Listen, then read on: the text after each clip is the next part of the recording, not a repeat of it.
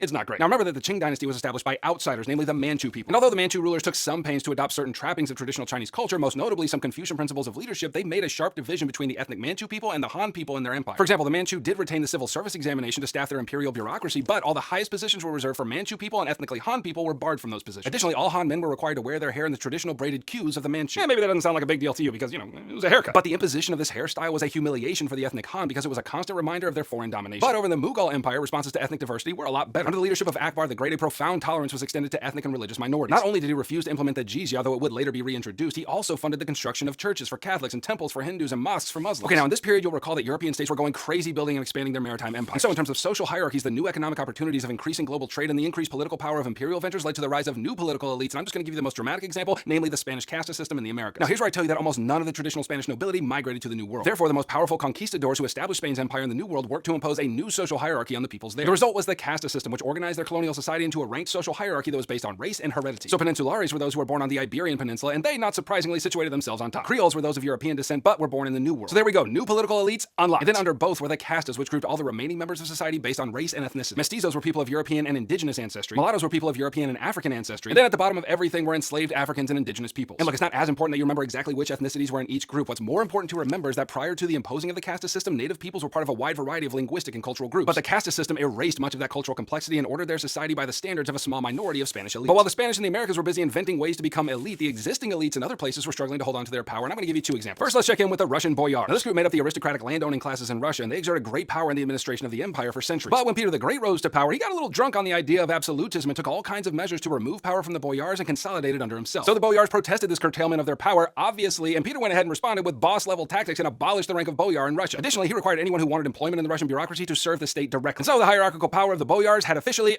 waned. Okay, now the second example is Ottoman Timars. Now, Timars were land grants made by the Ottoman state to an aristocratic class in payment for service to the government, usually military service. And those aristocrats who controlled the Timars grew exceedingly rich and powerful through taxation of the people living on those parcels of land. However, by the 16th century, Ottoman sultans began increasingly taking over these Timars and converting them to tax farms which directed revenue directly to the state. Therefore, existing elites in the Ottoman Empire found themselves powerless, landless, and real sad. Okay, Unit 5, and that puts us in the time period 1750 to 1900, which as far as historical time periods go, is pretty juicy. So if you're ready to get them brain cows milked, let's get to it. Okay, now before I tell you exactly what the Enlightenment is, I should tell you that we're not just talking about this development for funsies. No, this unit is really about various kinds of revolutions that occurred throughout the world during this period. And the reason we're talking about the Enlightenment is because it provided the ideological framework for all of these upheavals. So tuck that into your brain folds and we'll get back to it. So by definition, the Enlightenment describes an intellectual movement that applied new ways of understanding, such as rationalism and empiricist approaches both to the natural world and to human relationships. And there's a whole mess of complicated words in that definition that are going to need further defining if you're going to understand this. First, the Enlightenment majored in rationalism, which argued that reason, rather than emotion or any external authority, is the most reliable source of true knowledge. In other words, to get know-y, you gotta get thinky and not feely. Second, empiricism describes the idea that true knowledge is gained through the senses, mainly through rigorous experimentation. Now, I should tell you that all these new ways of pursuing knowledge didn't just drop down on humanity fully formed during the Enlightenment. No, empirical and rationalist ways of thinking were developed earlier during the scientific revolution that occurred in Europe in the 16th and 17th century. And during that juicy revolution, scientists tossed biblical and religious authority out the window and used the rigorous process of reason to discover how the world really worked. And thus, using their prodigiously developed thinky parts, they experienced scientific breakthroughs in understanding the complexities of the cosmos, the internal workings of the human body, etc. So the Enlightenment is really just an extension of that same kind of scientific and rationalistic thinking, but Enlightenment philosophers applied those methods to the study of human society. It's obvious by now, but one of the crucial components to the Enlightenment was the questioning and re-examination of the role of religion in public life. Now remember that the Enlightenment began in Europe, where most people were Christians and where the church had been an instrument of state power for a long dang time. And here was the problem with a religion like Christianity, according to Enlightenment thinkers. Christianity is a revealed religion, which means that the words of the Bible, along with all its commands, was revealed by God and therefore could not be questioned. Like suppose someone slaps you on the cheek. Your first reaction might be to get all slappy right back. Well, sorry, Jesus himself says that you can't retaliate, and who's going to question the dang Ancient of Days? So the Enlightenment represented a significant shift of authority carried over from the scientific revolution from outside a person to inside a person. God ain't gonna tell us what to do anymore. I do what I want. And so to that end, new ways of relating to the divine were developed, and I'm going to mention two. First was deism, which was exceedingly popular among Enlightenment thinkers. Deists believed that there was a God, but a God that created all things and then no longer intervened in the created order. So God made all the stars and the planets and everything and then threw in a healthy dose of the laws of physics and then just wound it up like a clock, and he's just going to let that thing tick until all the ticks run out. And second was atheism, which was a complete rejection of religious belief and any notion of divine being. Okay, so you've got a broad overview of the Enlightenment, and now there are a few specific ideas that grew out of this movement that you need to know, and we'll concern ourselves with the new political ideas emerging during this period. First, Enlightenment thinkers emphasized individualism, which describes the phenomenon that the most basic element of society was the individual human and not collective groups. Therefore, the progress and expansion of the individual over against the society was a key tenet. Second, Enlightenment thinkers emphasized the concept of natural rights, which means that individual humans are born with certain rights that cannot be infringed upon by governments or any other entity. For example, John Locke argued that each human being was born with the natural rights of life, liberty, and property, and that those rights were endowed by God. And if those rights were given by God, then, and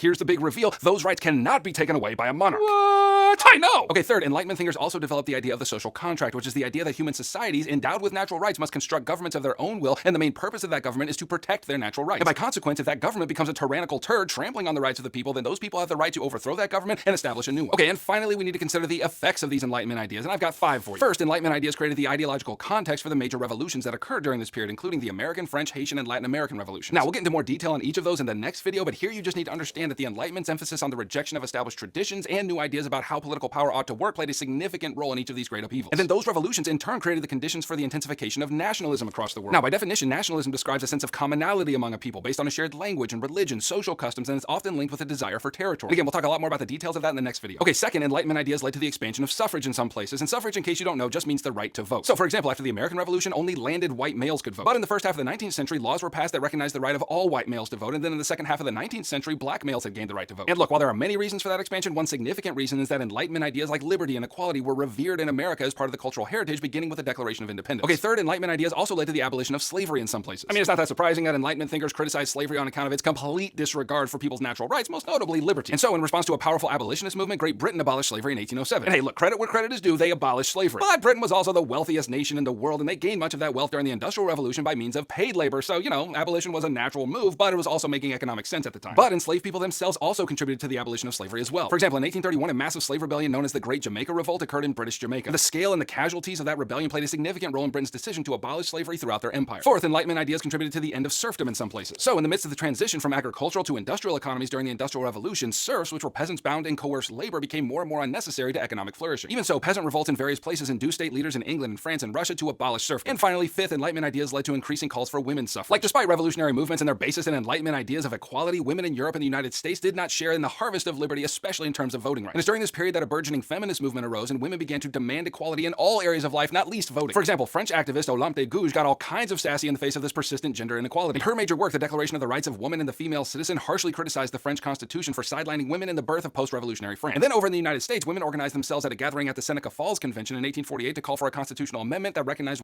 All right, get your party pants on, y'all, because it's time to talk about revolution. And we ain't got no time to waste, so if you're ready to get them brain cows milked, let's get to it. Now, before we get cozy with the major revolutions you need to know, we need to explore the three main factors that got everyone whipped up into a revolutionary fervor. And the first cause, and maybe the most important, was the rise of nationalism, which describes a sense of commonality among a people based on a shared language, religion, social customs, and it's often linked with a desire for territory. And this was a new development during this period. Like for most of human history, as you've seen in previous units, large states incorporated many diverse peoples within their borders. Like the Ottoman Empire or the Mongol Empire, or, insert empire name here, none of those empires were associated with a singular people that shared an ethnicity or a language or whatever. However, during this period, the notion that a people who shared a culture and a history and ethnicity ought to dwell in their own territory and rule themselves was becoming increasingly strong. Oh, and by the way, if you want note guides to follow along with this video and all my videos, check that link below. Anyway, some states actually tried to use this growing nationalistic fervor to their advantage in order to foster a sense of unity among their people. And they did this by injecting nationalist themes into their schools and emphasizing public rituals that glorified the nation and its culture, and by pushing people into military service. For example, Russian leaders required the Russian language to be spoken throughout their territorial holdings in order to create a sense of unity among the various ethnicities under the authority of the state. However, that attempt at nationalistic unity through language backfired in places like Ukraine and Poland and Finland. Each place had their own languages that identified them as a people, and the imposition of Russian only created a more powerful counter-nationalism against Russian authority in those places. So, nationalism failed. Okay, now the second cause of revolutions was a widespread discontent with monarchist and imperial rule. I mean, it's a general rule of history that ain't nobody likes getting squashed under the thumb of Big Daddy government. And although we're going to focus in this video on the major Atlantic revolutions, it's going to be important to know that these revolutions took place in the context of a much more generalized rejection of authority across the world. For example, the Safavid Empire tried to impose harsh new taxes and was met with rebellion from various militaristic nomadic groups on the edges of the empire. And that resistance led to the weakening of the Safavid state, so much that in the early 18th century, outside invaders officially put an end to the Safavid. Or you had the Wahhabi movement, which sought to reform the corrupted form of Islam endemic in the Ottoman Empire, and that, combined with plenty of other problems, contributed to the long decline of the Ottomans. And the third cause of revolution was the development of new ideologies and systems of government. Recall from the last video that Enlightenment thinkers like Locke and Rousseau and Montesquieu whipped their thinky parts into a fury and conceived of a new kind of governmental structure. At the center of all of it was the concept of popular sovereignty, which argued that the power to govern was in the hands of the people themselves. And that naturally meant that government should be characterized by democracy, since in order to exercise that power, people must have the right to vote and influence the policies of the government. And then came the idea of liberalism, which was an economic and political ideology that emphasized the protection of civil rights, the necessity of a representative government, the protection of private property, and economic freedom. Okay, now you got the causes down, so let's get to know the major Atlantic revolutions themselves, all of which were inspired by democratic ideals. First is the American Revolution, which began in 1776, and the short story goes like this. The British had established 13 colonies in North America on the Atlantic coast. And because Britain was so far removed from these colonies by this giant honking ocean right here, those colonies pretty much developed a culture, a system of government, and an economic framework without interference from Big Mama Britain. But after the 7 Years' War, part of which was fought on the North American continent, Britain's war debts were,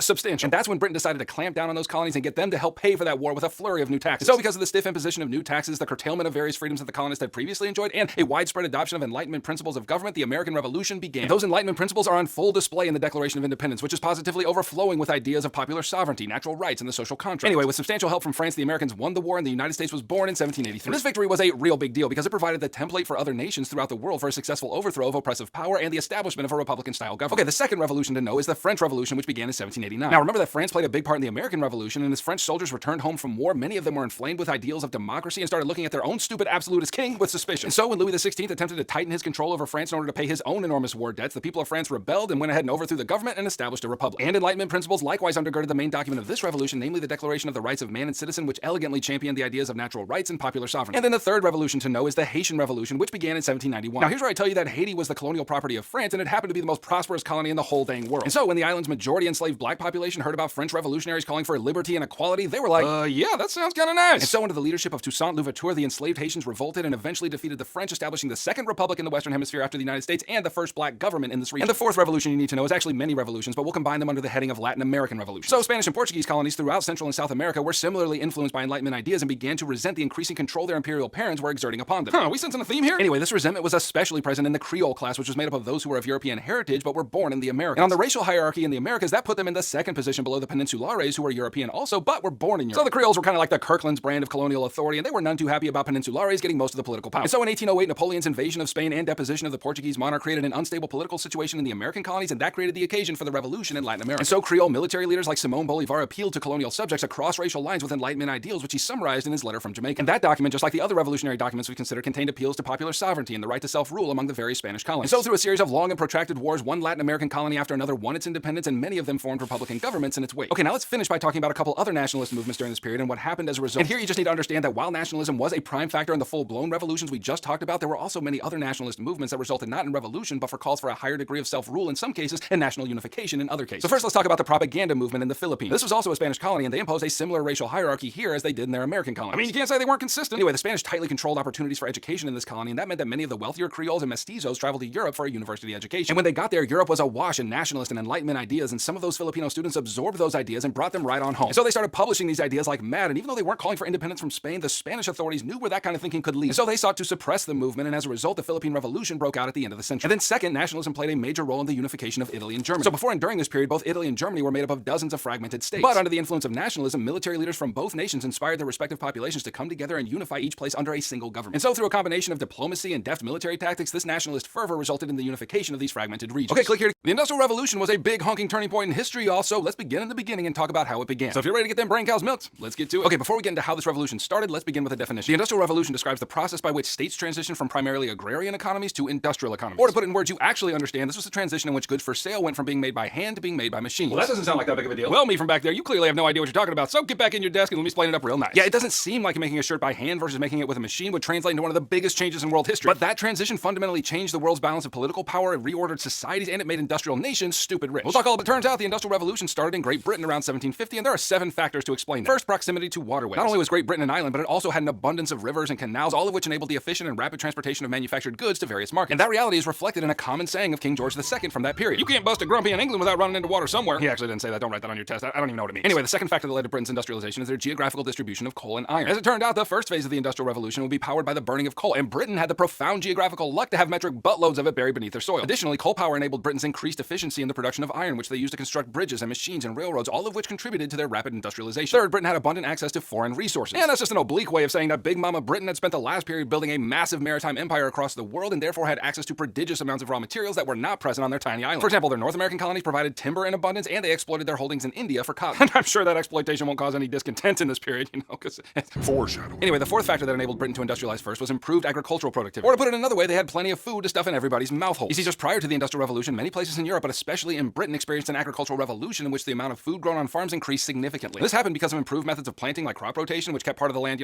unplanted so that the fertility of the soil would be maintained. Also, new technologies like the seed drill ensured that seeds could be planted more efficiently and accurately, which led to less waste and greater harvest. But then, still under this heading, I should also mention that new foods entering Europe thanks to the Columbian Exchange also contributed to this phenomenon. For example, the potato was introduced to Europe from the Americas, and this highly caloric food diversified their diets, especially among the impoverished folks in rural areas, and that in turn made them healthier and increased their life expectancy. So now, instead of living an average of 37 years, the average British person was living to the ripe old age of 41. So, that's nice. Anyway, that increase in lifespan led to a massive spike in population in Great Britain right on the eve of the Industrial Revolution. And that abundance leads us to the fifth factor for industrialization you need to know, namely rapid urbanization. So because farming was becoming more and more mechanized and therefore more efficient, that meant less people were needed to work the fields. And so where are all those out-of-work rural farmers going to go? Well, at the very same time, several cities in Britain were becoming hubs of industrial manufacturing, and they were positively starving for human labor. And so that led to a massive rural to urban migration of people looking for jobs, and so these industrial cities grew quick, fast, and in a hurry. And then the sixth factor that contributed to Britain's industrialization was the legal protection of private property. So Britain was unique in that they passed laws protecting entrepreneurs who took risks to start and build new businesses in the manufacturing sector. And that significantly contributed to Britain's head start in industrialization because entrepreneurs felt safe enough risking the investment to start new businesses. And finally, the seventh factor in Britain's industrialization was the accumulation of capital. Largely on account of wealth gained through the Atlantic slave trade, Britain had many well-to-do folks who had excess capital, which is why they were known as capitalists. And with all that extra boom, they invested in these startup industrial businesses that became the backbone of the Industrial Revolution. So those are the various factors that assured that Britain would be the first mover in the process of industrialization. But once that process began, a new kind of environment for that industrial work was developed, namely the factory system. So by definition, a factory was a place where goods for sale were mass-produced by machines. And the first iteration of the factory concentrated production in a single location and was powered by moving water thanks to the invention of the water frame. In textile factories, this was connected to a machine called a spinning jenny, which operated looms that created textiles way faster than they could be by hand. And because these machines didn't require any particular skill to operate, a significant specialization of labor began to occur. In other words, prior to the mass production methods of the Industrial Revolution, goods were made by artisans who had performed every step of their craft with hard-learned skill. But now, with machines making goods, workers were more like interchangeable cogs performing one action over and over again, and that meant they were easily replaceable. Okay, click here. So the Industrial Revolution started in Great Britain, but it wasn't long before it started spreading quick, fast, and in a hurry, and that is what this video is all about. So if you're ready to get them brain cows milked, let's get to it. Now, the first thing you need to understand is that it was the development of a new technology that rapidly increased the spread of industrialization, and that technology was the steam engine, which was a machine that converted fossil fuel into mechanical energy. Fossil fuel, mechanical energy, who cares? No, listen, this was a huge deal. Like, remember from the last video when I told you about the first kinds of factories and how they were water-powered, which means they had to be built on the banks of fast-moving water. But with the introduction of the steam engine, coal and steam could make industrial machines work, and that means that a factory could be built dang near anywhere. And with that restriction gone, the pace of the Industrial Revolution increased rapidly. But not only that, they went ahead and put steam engines in ships, which meant that mass-produced goods could be transported further and faster to distant markets, and that further connected the world into a growing global economy. Oh, and by the way, if you want note guys to follow along with this video and all my videos, check the link in the description. Anyway, now that steam power was unlocked and industrial technologies began to spread, you need to understand that there were some places that industrialized quickly while other places industrialized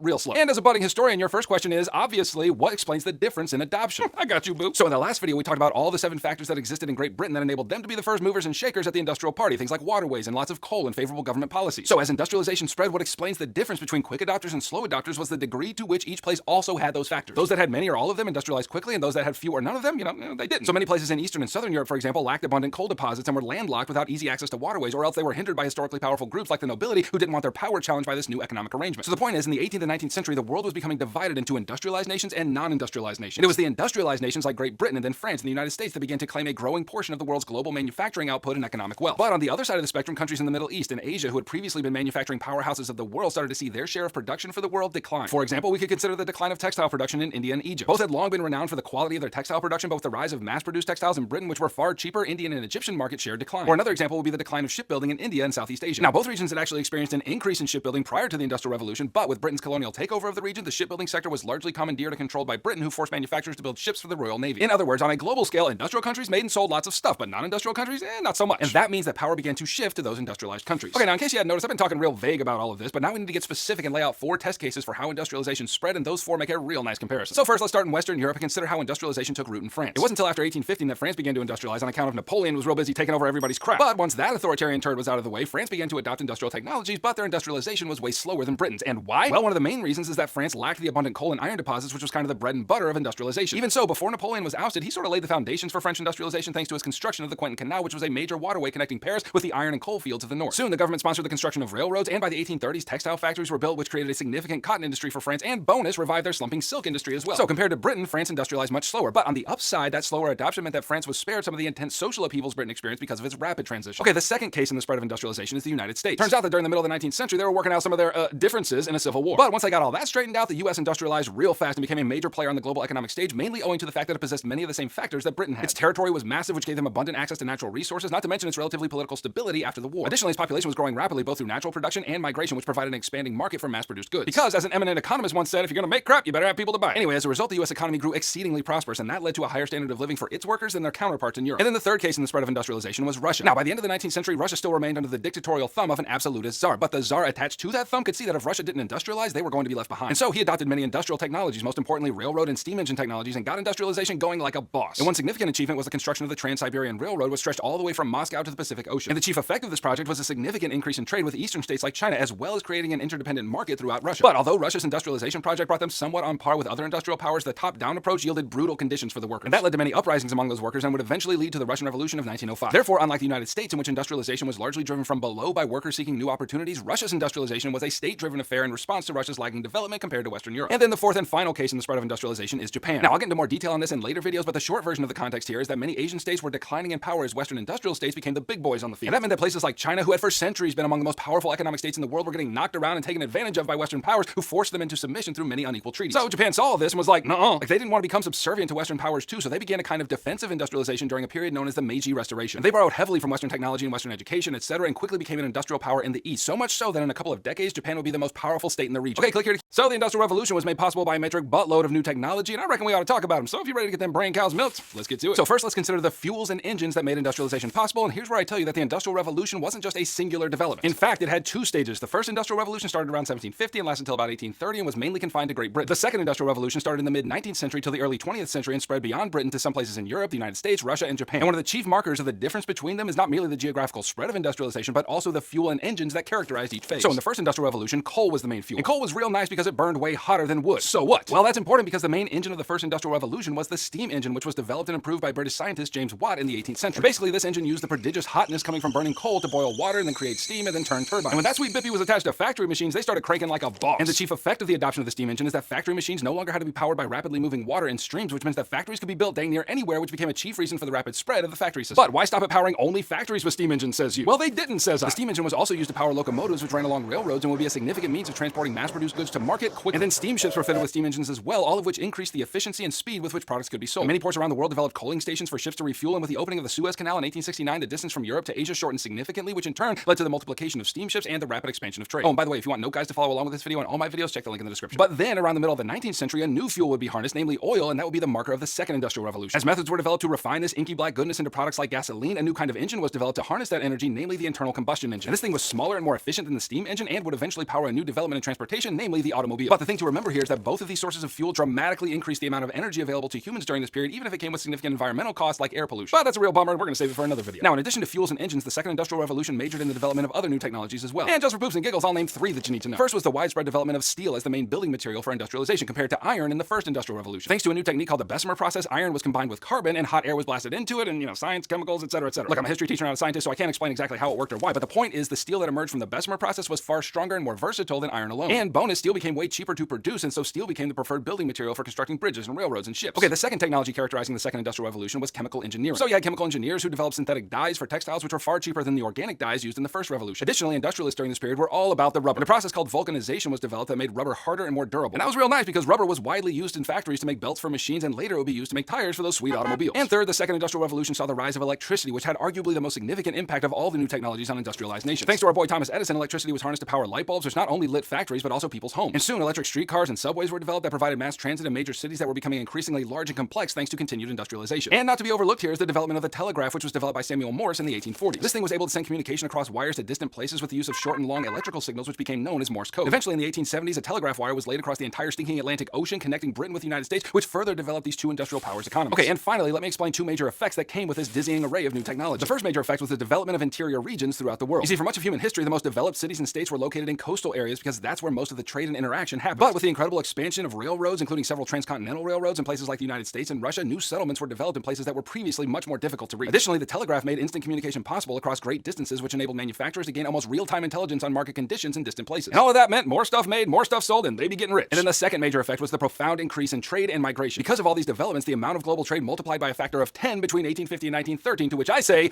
dang. And as a result, states across the world were becoming more closely interlinked into a global economy. And then all these new transportation technologies like railroads and steamships facilitated a massive spike in migration as well. By the mid-19th century, a little more than half of Europe's entire population had migrated from rural areas to urban manufacturing centers in search of jobs. And then because of various factors like famine and political instability in the late 19th century, nearly 20% of Europe's population then migrated to the Americas and Australia and South Africa. So you didn't think Big Daddy government wasn't going to play a hand in the Industrial Revolution, did you? Don't be crazy. No, while some states industrialized from the bottom up, there were a few others that industrialized from the top down, and that is what this video is all about. So if you're ready to get them brain cows milked Meiji Restoration style, then let's get to it. So first, let's remember the context covered in the last few videos. For states that adopted industrialization, mainly in Western Europe and the United States, the transformation of their economies and their share in the global balance of power was fundamentally shifted in their favor. In other words, during this period, industrialized nations were like Zangief crushing non-industrialized nations' skulls like sparrow's egg between thighs. And so some states, not wanting their skull to be crushed between thighs like sparrow's egg, promoted their own state-sponsored and more limited attempts at industrialization. And that brings us to Egypt, which was technically part of the Ottoman Empire in the early 19th century, but which operated largely independent of Ottoman rule thanks to its powerful military government. Now, to put it mildly, the Ottoman Empire was in a bad way during this time. It was struggling and declining due to internal corruption and conflicts, and therefore had little energy or wealth to invest in industrialization. And to be fair, that would later change under the Tanzimat reforms, but we'll get to that in a later video. Oh, and if you want no guys to follow along with this video and all my videos, check the link in the description. Regardless, under the leadership of Muhammad Ali, Egypt went ahead and took some steps toward industrialization on its own, not least because that would further erode their dependence on Ottoman sultans. And so pretty soon, textile and weapons factories and other industrial projects multiplied across the landscape. Peasants were directed to grow things like wheat and cotton, which the government purchased and then sold for profit on the world market. Additionally, Ali significantly raised tariffs, which are taxes on imported goods, in order to protect the growing development of the Egyptian-made goods. But despite the strides made toward industrialization in Europe, here's where I tell you that in the end, this project was not as successful as it was in Western Europe and the United States. And the short version is that Great Britain wasn't exactly thrilled to witness the growing power and wealth of an industrialized Egypt, mainly because crossing Egypt was the quickest way to access trade networks in Asia. And so when Egypt went to war with the Ottomans in 1839, Britain intervened, and the result was that they forced Egypt to remove the tariffs and other barriers to trade that had protected Egyptian industry. And with that, mass-produced British goods flooded into Egypt, and their infant industries couldn't compete, thus stunting the industrial project and keeping Egypt's skull squarely between Britain's thighs. But oh baby, it was very much a different story over in Japan, whose state-sponsored industrialization was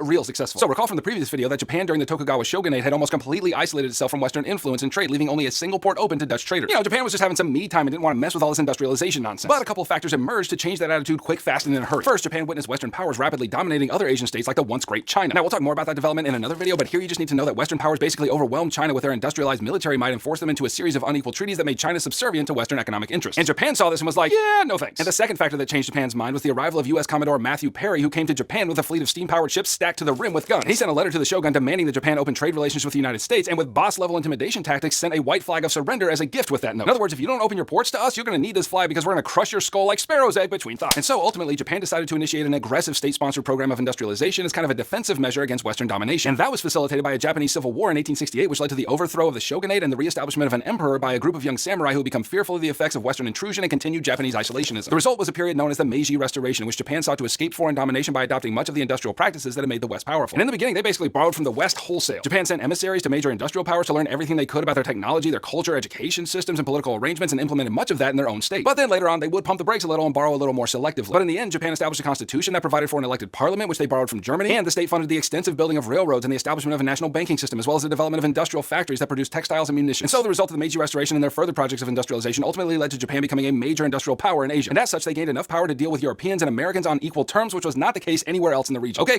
let's continue our little jaunt through the Industrial Revolution and consider now how new economic realities affected change from 1750 to 1900. So if you're ready to get them brain cows milked free market style, then let's get to it. So the first big economic change during this period was the slow death of mercantilism. Now, we talked about this in the last unit, and if you remember, mercantilist economics was a state-driven system and played a massive role in European exploration and imperialism. But during this period, mercantilism was increasingly abandoned in favor of a new economic system that better fit the realities of industrialization, namely free market economics, which was not state-driven, but market-driven. Now, a significant influence on this transition was the publication of The Wealth of Nations by our boy Adam Smith. In it, he criticized the fresh heck out of mercantilism as coercive and benefiting only a few members of society, namely the elite. So the alternative, he argued, was more laissez-faire policies, which is to say, get the filthy government out of the economy and let people make their own dang economic decisions. And in that way, suppliers and consumers would react to each other based on the laws of supply and demand, a process that Smith called the invisible hand. And in that way, everyone would be a lot better off. And he argued if this kind of free market scheme was applied, then wealth would be more evenly distributed and prosperity would know no bounds. Oh, and if you want note guys to follow along with this video and all my videos, check the link in the description. Now, this transition didn't happen all at once, and certainly not quickly. But after 1815, several Western governments abandoned some of their state regulations on trade, which resulted in increased trade and greater wealth, thus proving Smith right. How y'all like me now? Even so, free market capitalism had its critics. I mean, you only had to visit the most industrialized nations for like 5 minutes before you realized that the whole free markets distribute wealth more evenly thing that Smith was flapping his mouth hole about wasn't really the whole story. In fact, this capitalist form of economics created a working class that in many cases were exceedingly poor and who labored under great duress. And so one critic by the name of Jeremy Bentham argued that the cure for the suffering of the working class and the rest of society was not free market economics, but rather government legislation addressing social problems. And another critic was German economist Friedrich List, who rejected global free market principles as kind of a trick that the British were trying to play on the rest of the world in order to bring other economies under its own domination. And you know, if you ask China or India or a slew of other places during this period, List had good reason for believing that. Anyway, his work led to the development of the Zollverein, which was a kind of customs union that bound many German states together into an economic unit that reduced trade barriers between them, but erected tariffs on imported goods, especially from Britain, in order to protect the beginnings of their own industrial projects. But critics aside, free market economics became more and more the economic system that industrial nations adopted. And as these new economic practices and the global nature of trade became more and more the norm, that led to the proliferation of transnational corporations. Basically, a transnational corporation is a company that is established and controlled in one country, but also establishes large operations in many other countries. And there are many of these to which I could introduce you, but I'm just going to give you 2 examples. First is the Hong Kong and Shanghai Banking Corporation. It was opened in 1865 in British-controlled Hong Kong in order to organize and control the flow of British imperial ventures in the area. I mean, how else are they going to keep tabs on all the metric buttloads of wealth generated by selling illegal opium to the Chinese populace? I mean, even imperial drug pushers gotta have banks, you know? Anyway, soon another branch was opened in Shanghai and later in Japan, all of which generated enormous wealth for British bankers. And second is the Unilever Corporation, which was a joint company established by the British and the Dutch that manufactured household goods, most notably soap. And so to keep the world's filthy population sudsy and clean, Unilever opened factories in several countries across the world while sourcing its raw materials from colonial holdings, especially in West Africa and the Belgian Congo. Now, maybe it's obvious, but funding these massive transnational corporations was pretty dang complicated, and so they relied on newly developed practices in banking and finance. First was the rise of stock markets. So in order to finance the building of these large-scale businesses, they raised funds by selling stocks, which were small portions of ownership in the corporation. So people could buy these stocks on various international stock markets like the New York Stock Exchange in the United States, and when the company profited, so too did the stockholder. This, defined by industrial capitalism, experienced 3 major crises in the 19th century. On the whole, all westernized industrializations were far richer in 1900 than they were in 1800. And the main effect of that for our purposes is the rising standard of living and greater access to consumer goods that people enjoyed in those places. So the rapid enrichment of industrialized societies created a new and growing middle class, which was wealthy enough to purchase the dizzying array of mass-produced consumer goods that were flooding the market. And with the further development of manufacturing technology, that made the production of those goods more efficient and therefore cheaper, and more people had access to everyday goods that improved their lives. And finally, in many industrialized societies, the continued development of mechanized farming led to abundant harvests that both increased the variety and abundance of food available, thus leading to longer lifespans for many people. So not everybody was happy about the Industrial Revolution and the free market capitalism that spread prodigiously throughout this period, so I reckon we ought to look at some of the reactions that it inspired. So if you're ready to get them brain cows milked, let's get to it. Okay, now in all our talk about the Industrial Revolution over the last few videos, I haven't really mentioned the effects it had on the working class. Factory work was, to use the technical term, dull as heck, but at least they got to do it for 13 hours a day and get paid just enough to keep them real poor. And so the working classes in this situation began to call for reform, and that came in a variety of flavors. First, there were calls for political reform. And a big reason for this is that many Western nations have been recognizing the right to vote for more and more people in their population. And that sounds great, right? Well, yeah, unless you look at it from the perspective of long-standing political parties who had previously only been concerned to appeal to the interest of the upper upper classes who were the only ones eligible to vote. So now with more of the working class eligible to vote, we can see the rise of mass-based political parties that aim to represent the interests of workers. For example, conservatives and liberals both in Britain and in France had to incorporate social reforms into their platforms because more and more people who wanted those reforms were voting. And second, there were calls for social reform. So as I said before, life for the industrial working class was hard. And so one response to the calls for social reform was that working class people began to organize themselves into social societies that provided insurance for sickness and social events in an otherwise bleak existence. And then third, there were calls for educational reform. Now this will only make sense if you understand that between 1870 and 1914, the majority of European governments passed compulsory education laws to get boys and girls between the ages of 6 and 12 into school. And if you too love being in school 5 days a week for most of your young life, then thank the Industrial Revolution. Additionally, in the midst of the second Industrial Revolution, high-paying jobs were becoming more and more technical and specialized, and therefore compulsory education prepared children for those kinds of jobs. And then fourth, there were calls for urban reform. So due to the intense crowding of industrial cities whose infrastructure was not able to keep up with the growth, urban areas were dangerous and, to put it mildly, stanky. Like without much proper sanitation infrastructure, people just took the buckets in which they had so unceremoniously deposited their nasties and tossed it out the window. And so one response to this situation was that various governments passed laws and invested in sanitation infrastructure like sewers, which were great because those dumped your nasties down into the river. That's going to cause its own problems, but we'll get to that in the next video. Okay, now another significant manifestation of reform among the working class was the creation and rise of labor unions. Essentially, a labor union is a collective of workers who join together in order to protect their own interests. You see, prior to these reforms, labor unions were illegal in many places, and so all the power for change was in the hands of wealthy capitalists and factory owners, and they weren't too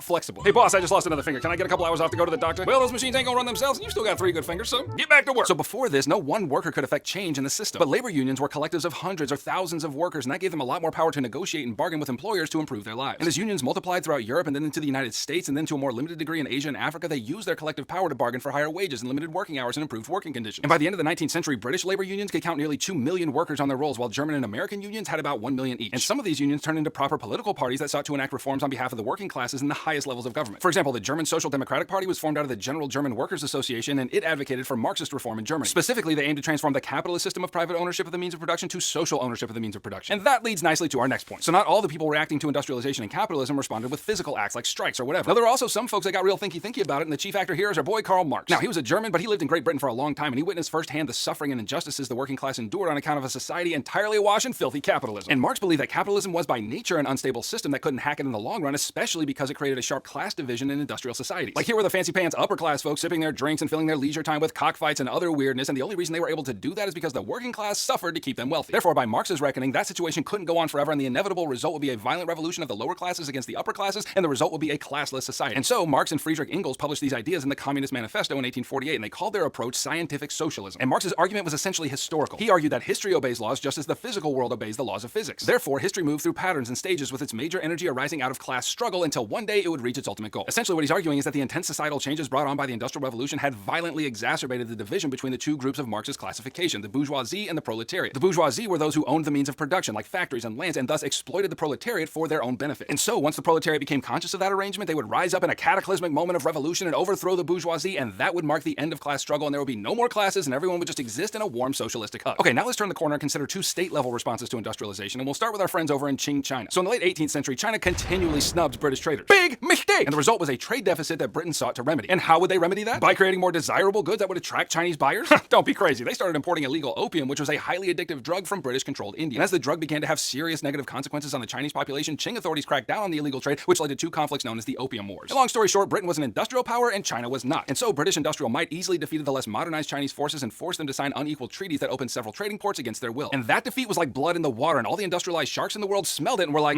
that smells good. And so by the end of the century, more industrialized nations took advantage of China's weakness and carved it up into various spheres of influence in which they had exclusive trading rights. Now look, this is China we're talking about, like arguably the most powerful and influential state in most of world history. They're not going to take all this laying down. And so throughout the 1860s and 70s, Chinese authorities responded to this invasion of Western powers with a self-strengthening movement. It was a series of reforms that sought to take some steps toward industrialization while also revitalizing traditional Chinese culture. And though some steps were made in modernizing China, the full benefits of industrialization were hindered by Chinese conservatives who resisted these developments because the reforms threatened the power of the landowning class. And so the result was kind of a half-hearted program of modernization. And that program was put to the test in the Sino-Japanese War, and with a crushing defeat at the hands of the industrial Japanese, China's self-strengthening movement was deemed a failure. And that's sad, but now let's consider another state-level response to industrialization in the Ottoman Empire. So by the middle of the 19th century, the Ottoman Empire had become known among Western powers as the sick man of Europe, owing to its continued territorial loss to industrial countries and its inability to raise sufficient tax revenue. Just like China, the Ottomans had become unwillingly subservient to powerful industrial nations because they had not yet industrialized. Therefore, just like China, Ottoman authorities decided that a kind of defensive industrialization was necessary. And that process was the result of the Tanzimat reforms, and it was far more aggressive and transformative than China's limp self-strengthening movement. So during this time, the Ottomans built textile factories, implemented Western-style law codes and courts, and expansive education systems for children, all of which were more secular in nature and thus significantly divorced from the historic Islamic character of the empire. And as a result of these reforms, a new group seeking widespread political change emerged known as the Young Ottomans. They desired the establishment of a European-style parliament and a constitutional government that would limit the power of absolutist sultans who sought to run everybody's crap in total. And so it might surprise you to hear that in 1876, the Sultan conceded and accepted a constitution and a parliament. Wow, that's great. Way to embrace democratic ideals, my dear Sultan. But when a potential war with Russia was starting to brew, the Sultan leaned right into his conservatism and rejected any curtailment of his power, and that lasted for something like 3 decades. Even so, the Ottoman reforms and industrialization projects would be more effective than China's, but not so effective that it wouldn't stop the empire from falling apart at the beginning of the 20th century. Okay, well, let's finish up the Industrial Revolution by talking about how it caused prodigious amounts of change in social hierarchies and standards of living, and oh baby, it's a juicy one. So if you're ready to get them brain cows milked, let's get to it. So first, let's talk about how industrialization affected social class hierarchies, and this is where we witnessed the rise of brand spanking new social classes. First, there was the industrial working class, which was made up mainly of factory workers and miners. And most of this class was composed of all those rural people who would move to industrial urban areas in search of work on account of the increased mechanization of farming that left them jobless and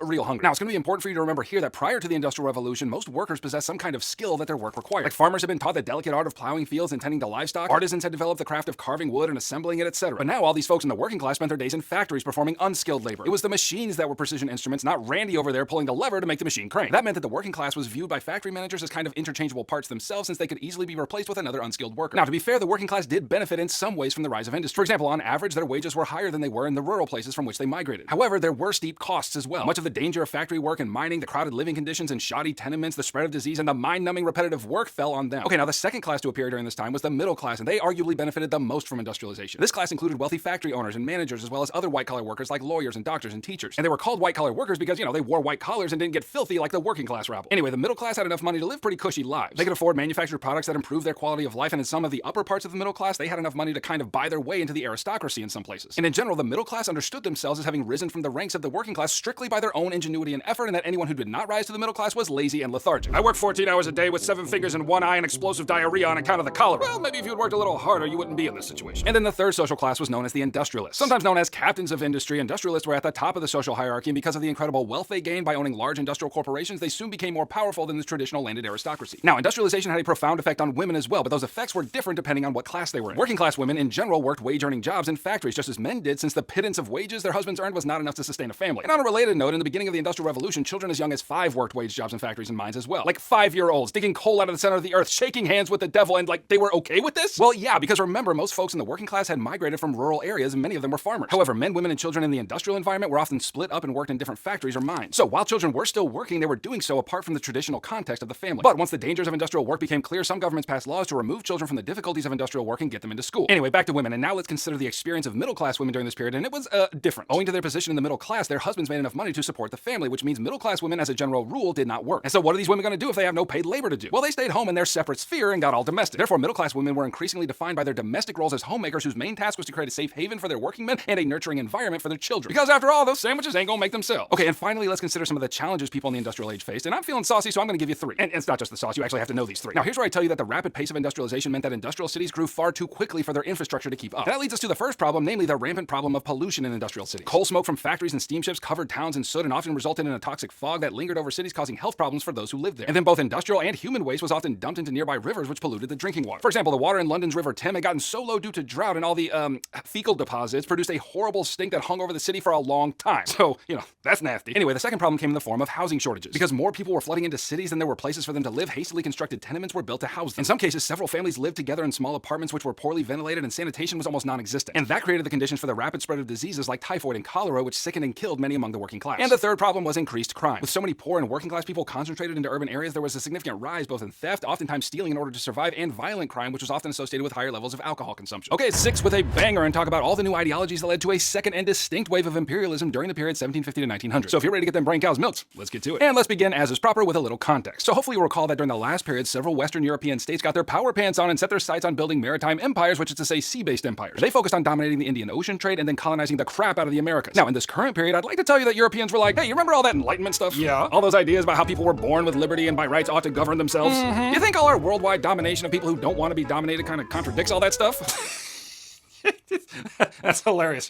You almost had me. No, in this period, imperial powers went ahead and embarked on a new wave of imperialism. And while God, gold, and glory were still very much motivating them as it did in the previous wave, there are a few more nuanced motivations for imperialism during this period, and I'm going to introduce you to 4 major ideologies that arose in part because of the Industrial Revolution. But, okay, so the first ideology that motivated the second wave of imperialism is called nationalism, which describes a sense of commonality among a people based on shared language and religion and social customs, and that's often linked with a desire for self-rule within a territory. Now, that is a massive honking change, so let me try to explain it a little. You see, prior to this period, generally speaking, people across the world often understood themselves as subjects of a sovereign, like a king or queen or emperor or sultan or whatever. But in this period, thanks to the spread of Enlightenment ideas and industrialization, people's loyalties were becoming more and more linked to their own people, which is to say their nation. And I don't think I can overstate the massive influence of nationalism on the historical developments in this time period. Within Europe, the unification of Italy and then Germany were the results of nationalistic desires of people who wanted to live in a consolidated state of their own. And as nationalism took hold of various states, that threw a metric buttload of fuel onto imperial ventures during this period. And why? Well, because nationalism says we're a people and we love our history and culture and we want to be united. But it's not that huge of a leap between that good part of nationalism and the dark underbelly which says, yeah, we're pretty much better than all you other chumps. And so nationalistic impulses led imperial states into a bitter rivalry to claim larger and larger empires across the world, because that's how you achieved great power status in that age. So now let's move on to the second ideology that drove imperialism during this period, namely scientific racism. And that's exactly what it sounds like. By definition, this is the idea that humans can be hierarchically ranked in distinct biological classes based on race. Now, of course, if you've been with me since Unit 4, you'll know that racist arguments for colonization are not new. But what's new about scientific racism is the science part. Hey guys, we all know that white people are the best, but do you think there's any way that we can use science to prove it? Psh, on it. So prior to this period, Europeans still divided the world into us and them, but the division was more religious in nature. We were the Christians and they were all the non-Christian heathens worshipping other gods. But scientific racism took this division into the secular realm and attempted to classify humanity according to race, which you might be surprised to hear was a classification that they just made up. And so scientific racists developed various practices to justify the superiority of the white race above all others. For example, the pseudoscience of phrenology was the study of the shape and size of human skulls. And to be fair, phrenologists were definitely scientifically rigorous about their studies, but their conclusions were, questionable. They decided that since the skulls of white people were on average larger than the skulls of other races, then that proved the superiority of the white race. And that means that the imperial projects of white Europeans into the lands of what they call the child races were altogether justified. And I know this is feeling a little bleak, but I still need to introduce you to the third ideology that motivated the new imperialism during this period, and it's called social Darwinism. Now, maybe you've heard of biological Darwinism. It was the brainchild of our boy Charles Darwin, who argued that the species currently in existence developed and evolved from lower life forms over a long period of time through the process of natural selection. And basically, Darwin's theory emphasized that certain species survived and grew more populous precisely because they were better adapted to their environment. In other words, the rule of the biological world was this: only the fittest survive. Okay, now social Darwinists looked at this biological theory and grew a question mark over their head. I wonder, said they, if this also explains how human societies develop. And spoiler alert, their answer to that question was a big fat heck yes, and that reasoning went like this: if only the fittest survive and thrive in nature, then applied to human society, that must mean that Western industrial societies have proven that their ways are best suited for the current global environment. After all, industrial imperial states were getting stupid rich and all kinds of powerful on the world stage. So in their minds, whatever they were doing must be the fittest way to survive. And if the strong eat the weak in nature, then why shouldn't strong nations eat weak nations? And finally, the fourth ideology that contributed to this new imperialism was known as the civilizing mission, which describes a sense of duty Western societies possessed in order to bring the glories of their civilizations to quote-unquote lower civilization. Like, since they understood themselves as having won the Darwinistic lottery for the greatest civilization, they also believed that they had a duty to all those child races under their imperial care. For example, there was a strong impulse to send missionaries to colonize lands in order to convert peoples to Christianity. And along with that, some imperial powers reorganized colonial governments according to Western models, and there was a significant effort to impose Western-style education on many colonial populations, which also aimed to root out or suppress indigenous language and culture among the colonized people. And so put all these ideologies in a pot, and baby, you got a stew going, and that stew smells exactly like the second wave of imperialism, and we'll look at exactly how that took place in the next video. Okay, alright y'all, the second wave of imperialism is upon us, so get your comparison pants on, because we're gonna look at all the different methods that imperial expansion actually occurred. So if you're ready to get them brain cows milked, let's get to it. Okay, before we start comparing different methods of state expansion in the second wave of imperialism, I need to set the stage with two developments. First, the geographical focus of imperialism has changed in this period. Recall that in the previous period, which is to say 1450 to 1750, European imperial expansion was focused heavily on the Americas and various regions of Asia and Southeast Asia. And yes, Africa was also important, but the main European focus in Africa during the first wave was to establish trading posts along the coast and then use them to trade for natural resources and enslave laborers. But in this period, 1750 to 1900, imperial expansion is going to focus heavily on Africa and Asia and Southeast Asia, and not so much in the Americas. And the second development is a change in which imperial states are trying to take over everyone's crap. Now remember, in the last period, it was Spain and Portugal who were the first movers in building maritime empires, and they licked that power popsicle all the way to the stick. But in this period, Spain and Portugal are starting to lose control of their colonial holdings, and they're generally declining in importance. But then big first wave players like Great Britain and France and the Dutch will also continue to play important roles during this period, even while Spain and Portugal are declining. And then a few new players are going to enter the stage, namely Germany, Italy, Belgium, the United States, and Japan. Okay, so that gives us the context we need to start comparing the various methods these states use to expand their power into various places throughout the world, and I'm going to introduce you to four major methods takeovers of private colonies. And yeah, you heard me right, there were some colonies that were controlled not by governments, but by individuals or businesses. And I'll give you one example, namely the Belgian Congo in Africa. Now, this was a private colony held by King Leopold II of Belgium. You see, Belgium was a relatively new state that had just become independent when the second wave of imperialism began, and so the Belgian parliament decided that it would be foolish to go out claiming colonies while they were still toddling onto the world stage. Seems wise, like get your own house in order before you start conquering other people's houses. But as it turns out, old Leopold was not afflicted with a great deal of wisdom, and so he made arrangements to gain control of what became known as the Congo Free State for himself. And why would he do that? Well, by his own reckoning, he was a humanitarian. He made it known that he intended to convert the indigenous people to Christianity, bring them the glories of Western education and all the rest. But it turns out that was a big fat greasy lie and just served as cover for Leopold's brutal exploitation of the colony for raw materials, most notably rubber, which resulted in the loss of millions of lives. And once all this was discovered, public outrage ensued, and the Belgian government took control of the Congo in 1908 and administered it themselves. And I could also mention the Dutch government taking over Indonesia from the Dutch East India Company, or the British government taking over India from the British East India Company. But whatever example you prefer, just remember that one method of the expansion of imperial state power was the movement from private control to state control of certain colonies. Okay, now the second set of methods for state expansion we'll consider include diplomacy and warfare, and here we're going to focus on the colonization of Africa. And just for poops and giggles, let's begin by considering how states expanded their power in Africa through diplomacy. Now that's a scary word with stanky meatball breath that you will absolutely see on your exam, so let me define it. Diplomacy refers to the act of making political agreements by means of dialogue and negotiation and not warfare. Okay, so the big example to know here is the Berlin Conference that ran from 1884 to 1885. So because some European powers were already beginning to claim some parts of Africa, a fierce competition for African territory exploded and it became known as the Scramble for Africa. And I can't emphasize enough just how important this competition among states was for fueling this new wave of imperialism. Like everyone just sort of agreed that the way to become a great power in this period was to hold the most territory throughout the world. Like he who dies with the biggest empire wins. And so now that Europeans had the technology and medicine to start moving into the interior of Africa, that competition escalated quick, fast, and in a hurry like a bunch of toddlers fighting over the last powdered donut. Anyway, seeing that this competition over Africa would probably lead to warfare, our boy Otto von Bismarck of Germany called the major European imperial powers to the Berlin Conference. And there they talked and negotiated until almost the entire African continent was carved up into European colonial holdings. And it probably goes without saying that they invited precisely no African leaders to the conference to gain their input. And that led to the drawing of borders in Africa that divided previously united ethnic groups and brought together rival ethnic groups. And that's going to cause some problems, but we'll get to that in another video. But for now, Berlin Conference, diplomacy, that's what you need to remember. But second, some states used warfare to expand into Africa. And again, there are plenty of examples here, but I'll just tell you about the French and Algeria. Now, in the first part of the 19th century, France was seriously in debt to Algeria, who supplied France with much of its wheat. Needless to say, Algeria wanted to get paid, and so French sent a diplomat to negotiate some more time on the payment. Well, the Algerian ruler wasn't having it, and things got so tense that the ruler hit the French diplomat 3 times with a kind of fly swat. And so how did the French respond to those 3 swats? Well, they went ahead and sent 35,000 troops to invade Algiers and claim the city and then continue to take parts of North Africa. I mean, obviously, a mass killing spree is justified after the horrendous dishonor done by the fly swatter incident. Anyway, despite much resistance throughout the 19th century from successive Muslim rulers in Algeria, the French ultimately prevailed and expanded their power into Africa through warfare. Okay, the third method for expanding state power in this period included the establishment of settler colonies. And those are exactly what they sound like. The imperial power claims an already inhabited territory, then sends a bunch of its own people to live there and set up an outpost of their own society. And remember that settler colonies were big in the previous period, like for example the 13 British colonies in North America. Well, in this period, the British went ahead and established settler colonies in the South Pacific territories like Australia and New Zealand. And once Britain had control, massive waves of British settlers came in to populate the regions, establishing a kind of neo-European society and introducing diseases that killed huge swaths of the indigenous populations, like the Aborigines in Australia and the Maori in New Zealand. And then finally, the fourth method for extending state power in this period was the practice of conquering neighboring territories. I mean, sailing across the sea to exploit and kill people for your own benefit is just way more difficult than exploiting and killing people who live next door. And there are 3 states, all of whom were kind of new players to the imperial game, that did this. First was the United States. The desire for westward expansion had been part of the DNA of Americans even since the days of their colonial rule under Britain. But with the Louisiana Purchase in 1803 and further wars with Mexico and Spain in the 19th century, the desire to expand westward into neighboring territories became so fervent that it became known as manifest destiny, which to them was a calling from God to possess all the territory from the Atlantic to the Pacific Ocean. And the more Americans moved west to claim that destiny, the more they displaced indigenous peoples who had lived there from time immemorial. And in order to complete the conquest, the U.S. government forcibly moved indigenous people onto reservations. Additionally, they also practiced policies of forcible assimilation with some groups, like especially their children, by forcing them into American-style boarding schools where they would be stripped of their culture and Americanized. And then the second neighbor conqueror you need to know is Russia. So basically, in the second half of the 19th century, after Russia's humiliating loss in the Crimean War, a militant political doctrine known as Pan-Slavism spread among the Russian elite. The main idea was to unite all Slavic peoples under Russian authority, including all who currently lived under Ottoman and Austrian rule. And so that ideology, along with the desire to achieve great power status on the world stage, led to numerous campaigns to claim neighboring territory. For example, in 1860, they established a trading post all the way on the Pacific coast in Vladivostok. And then by the middle of the 1860s, they had claimed the steppe lands of the Kazakh nomads and then expanded into 3 Uzbek states to the south. And that is not all, but you get the idea. And finally, the third state to make a habit out of conquering their neighbors was Japan, who stands out in this period as the one major non-Western power joining the imperialism party. And how did they do that? Well, remember that due to its rapid industrialization during the Meiji Restoration, Japan had laid thousands of miles of railroads and quickly modernized its military. And now that Japan had joined the club of the imperial elite, Japanese authorities decided to do what industrialized nations did and start building an empire. And as a result, Japan expanded its sphere of influence over Korea, Manchuria, and part of China. Okay, click here to kill the second wave of imperialism, but now it's time to get saucy and talk about how all that colonial intrusion was resisted. Because you can't just talk about imperial takeover, baby. That's only half the story, and frankly, it's not even the most interesting half. So if you're ready to get them brain cows milked, let's get to it. So let's start with the causes of various resistance movements against imperial intrusion. And look, it's not that hard to understand. I mean, powerful foreigners show up in mass with their boomsticks and try to take over all your crap and turn you into their own personal and economic political plaything. Yeah, people are going to resist,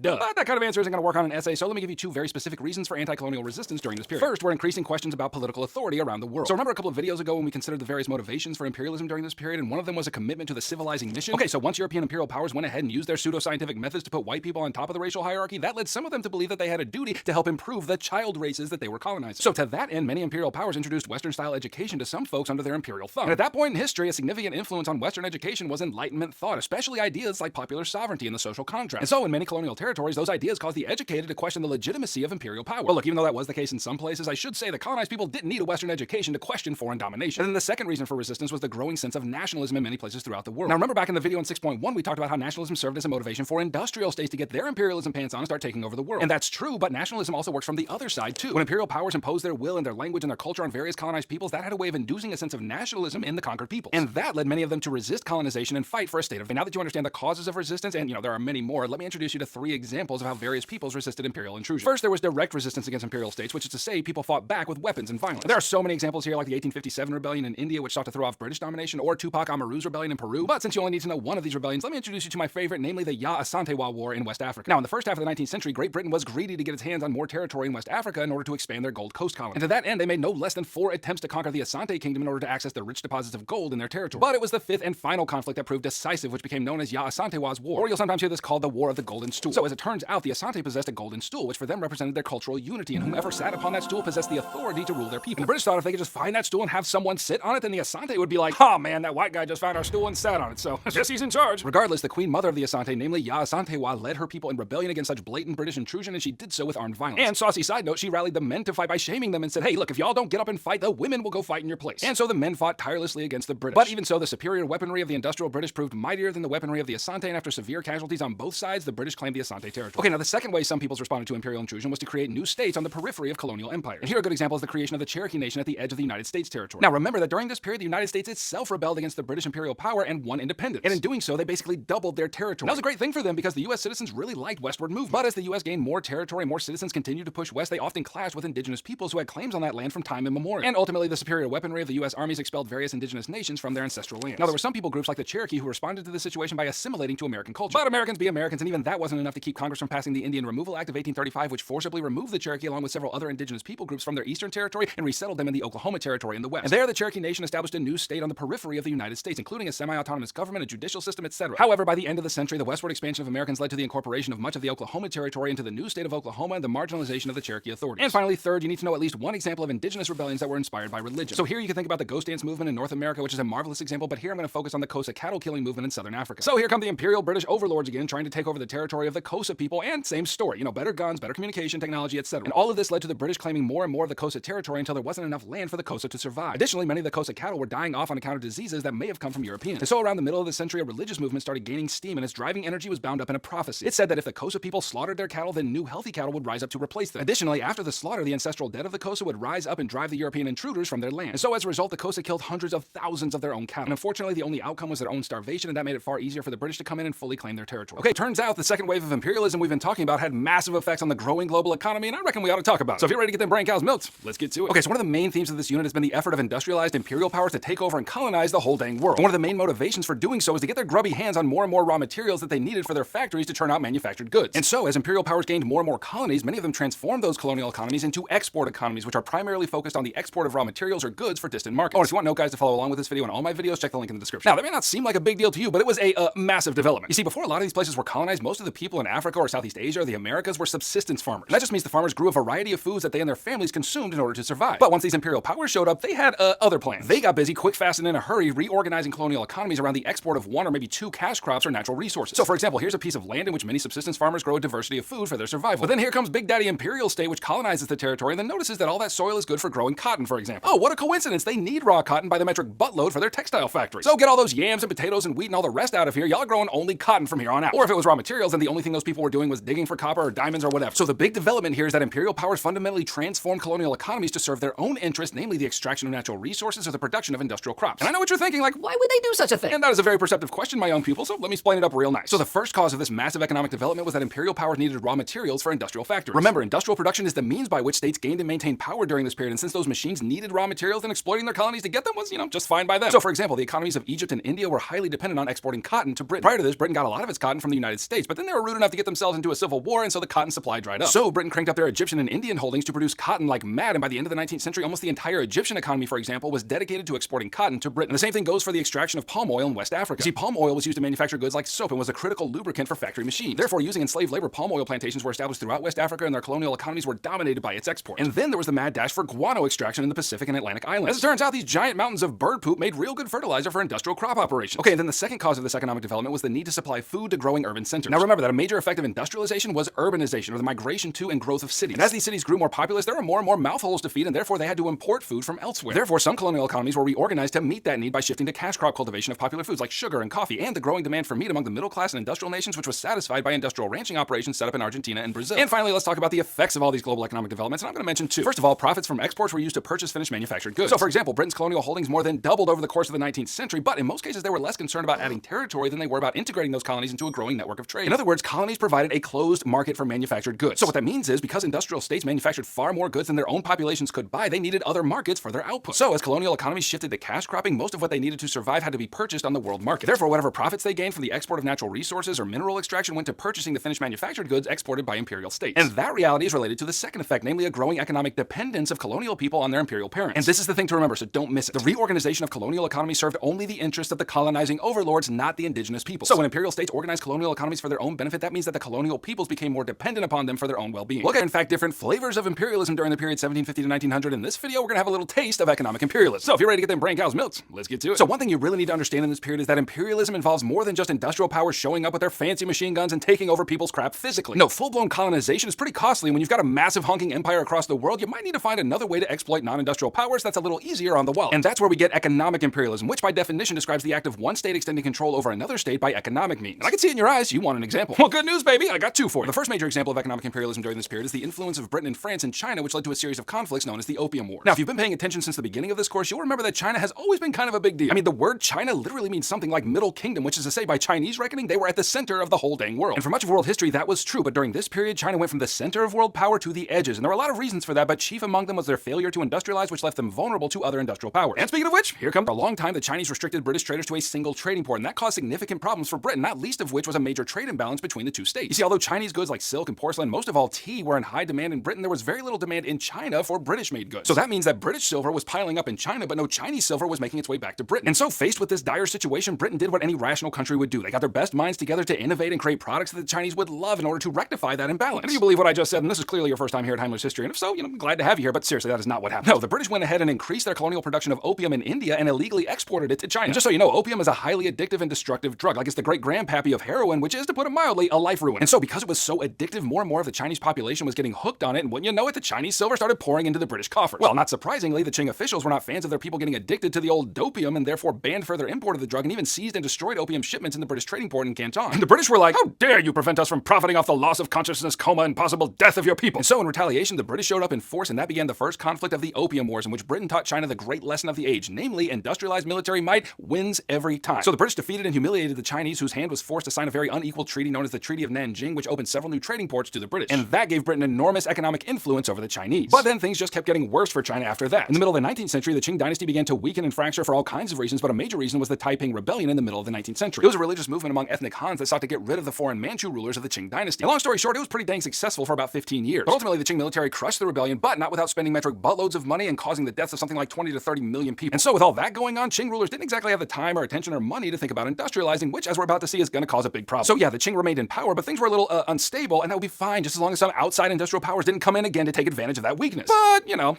they did, specifically the British and the French. And that leads us to the Second Opium War, the French joining the British and defeating the Chinese, which again would lead to further unequal treaties and even more trading ports open to Western powers. And ultimately, seeing that China could not withstand industrialized powers, several Western European nations, as well as Russia and Japan, had carved China up into various spheres of influence in which China was dominated economically by these various powers. And that is what we mean by economic imperialism. Those industrialized powers didn't colonize China like they did India or Algeria or whatever, but they still made the Chinese economy subservient to their own interests. Okay, now one more shorter example of economic imperialism, and this time it occurred in the Americas, namely Argentina. So throughout the 19th century, British businesses and banks invested heavily in Argentina in order to improve its infrastructure, including the construction of thousands of miles of railroad. And were they doing that to be nice? Don't be crazy. No, several British businesses were interested in setting up operations to extract and export raw materials from Argentina. And so to that end, construction of a modern trading port in Buenos Aires was completed, which, since it was funded by British firms, was located close to their factories, which led to an increase in exports to Britain and an increasing economic dependence on British investment. Boom, economic imperialism strikes again. And finally, the last thing you need to understand about economic imperialism was the reorganization of colonial economies in order to focus on trade and commodities. Now, commodity is any good that can be bought and sold on a market. You might remember from the last video that we talked a good deal about how imperial powers organized the economies of many of their colonial holdings in order to focus on one or maybe a handful of exports that those imperial parents demanded. For example, cotton grown as cash crops in India and Egypt were exported to Britain and other European countries, which made those colonial economies dependent on external demand for those raw materials. Or another example, imperial powers that held colonies in sub-Saharan Africa organized their economies for palm oil extraction. And all in all, the trend of the age was to shape the world economy in order to give imperial powers in Europe and the US a distinct economic advantage to the detriment of the colonial populations themselves. Okay, y'all, it's time to talk about migration in the period 1750 to 1900, and there was a lot of it. So let's talk about all the causes, and if you're ready to get them brain cows milked, let's get to it. So first, let's consider the environmental causes of migration during this period. But first, remember the context from the last few videos, namely that the world was largely being shaped and molded by the forces of industrialization. And the more the world industrialized, the more people began to migrate. Okay, so the first cause of migration is significant demographic change, which is to say the global population practically exploded. For example, from 1850 to 1914, the population of Europe grew exceedingly fast because new medicines and increasingly varied diets increased people's lifespan. And since populations were living longer and people didn't stop having babies, way more people. And that was especially true in rural areas, which, thanks to industrialization and the mechanization of farming, more and more people were out of jobs. So what are they going to do? Migrate? Exactly, me from behind the desk. The increasing poverty rural people were experiencing pushed them to migrate elsewhere to find jobs, and that largely meant moving to cities where they found industrial jobs in abundance. Oh, and if you want guys to follow along with this video and all my videos, check the link in the description. Okay, the second environmental factor that caused this massive uptick in migration was famine. Like in some places that had not industrialized, they still practiced primitive agriculture, and in a few cases, the result was massive and deadly famine. For example, the Irish potato famine in the 1840s 1840s was devastating. So the potato was the staple food of the Irish poor. Thanks, Columbian Exchange. And it made up a big portion of their diet. But when a blight struck the potato crops in the mid-1840s, it led to widespread famine in which millions of the Irish poor died of starvation and millions more fled the country and emigrated elsewhere, not least urban centers in the United States. Okay, now the real question is, what facilitated all this migration? And the answer is new transportation technology. Like demographic change and famines and political turmoil and whatever was not a new phenomenon during this period. All of that is just like, a Tuesday in any given period of world history. But what's different about this period is that when people experienced those push factors, they now had many more options for traveling than ever before. So new modes of cheap transportation like the railroad and the steamship facilitated this wave of migrations, both for those who migrated within their own countries and those that migrated internationally. And the vast majority of these migrants settled in urban centers in both imperial states and in colonial territories where manufacturing jobs were abundant. And this led to a massive growth in cities during this period, which is what we call urbanization, with many European cities experiencing something like 1,000% growth. And to that I'd say,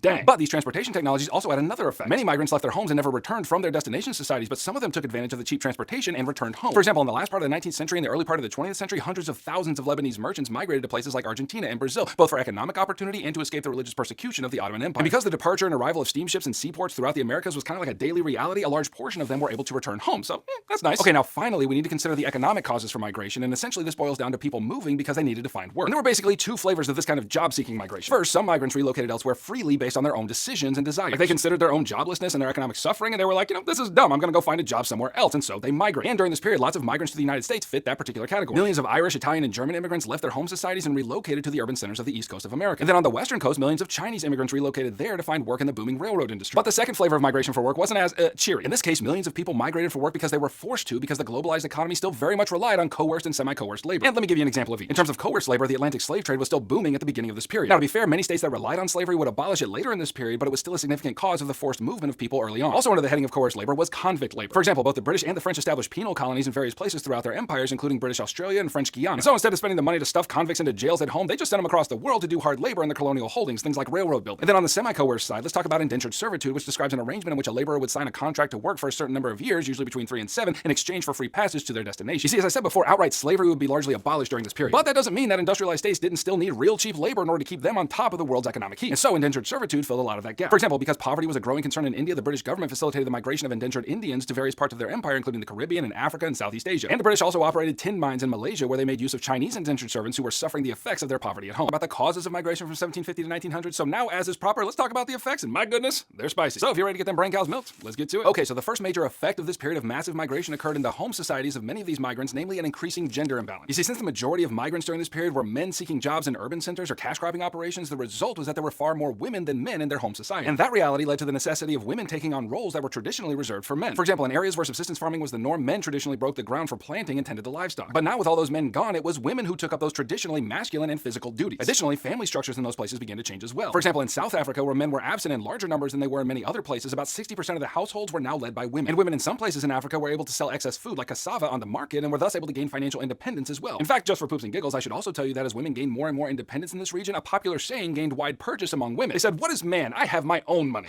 That's spicy. Okay, now a second major effect of migration in this period was the increasing creation and presence of ethnic enclaves throughout the world. Now, if you'll remember from earlier in the course, an ethnic enclave is a geographic area with a high concentration of people of the same ethnicity and culture within a foreign culture. And because migrants tended to move to cities, nearly every major urban area in the Western Hemisphere had a growing and diverse immigrant population that lived together in these enclaves, which themselves had two significant effects. First, ethnic enclaves provided a small outpost of the migrants' culture in the receiving society where they spoke their native language and practiced their religion and ate ethnically distinct foods from home. In that way, these were places of familiarity in the midst of very unfamiliar surroundings. For example, Indians who migrated to Mauritius and Natal were both Hindu and Muslim, and they practiced these religions together in their ethnic enclaves. But second, the presence of these communities also contributed to cultural diffusion of their home cultures into the receiving society. For example, Irish enclaves were present in cities in the eastern United States. And traditionally, the U.S. considered itself Protestant, but the growing numbers of Irish encouraged the unprecedented growth of Catholicism in the U.S. Or we can talk about the Chinese migrants to Southeast Asia who clustered together in ethnic enclaves and over time became key players in the colonial economy. And I know that sounds like it was all puppies and rainbows for these migrants, but now let's shatter that image and talk about the third effect of migration, namely nativism. Now, by definition, nativism is a policy of protecting the interests of native-born people over against the interests of immigrants. So despite the fact that immigrants often filled low-wage jobs that people in the receiving society didn't want, and in that way they contributed significantly to the economies of those places, they were often met with a kind of nativist resistance. And ultimately, nativism is rooted in ethnic and racial prejudice, or, like a fear of cultural difference. For example, the Irish in the United States were deemed a lower race and thus marginalized in many of the cities in which they lived and worked. Like in Europe, most of these Irish people would be considered white because, according to racial categories, that's what they were. But not in the United States, baby. No, they were not white, they were Irish. And that justified their political and social marginalization for a long time. And then in response to those nativist reactions, some governments actually passed policies to restrict immigration to their states, and I'm going to give you two examples. First was the Chinese Exclusion Act passed in the United States. As I mentioned in the last video, Chinese immigrants were vital in the construction of railroads that connected the vast territory of the U.S. Even so, native-born Americans began to resent the growing number of Chinese people, which led to several anti-Chinese riots in the 1870s and 1880s in which Chinese immigrants were brutalized and lynched. And so as a result, Congress passed the Chinese Exclusion Act, which banned almost all Chinese immigration to the United States. And the second example comes from the British government, and it was known as the White Australia policy, and it's exactly what it sounds like. So Australia also received large numbers of Chinese immigrants in the 19th century, and there was a similar nativist backlash there. And so the British government was concerned to keep Australia British, which is to say white, and so they introduced the White Australia policy, which almost completely cut off the flow of Asian immigrants to Australia. Okay, it's the end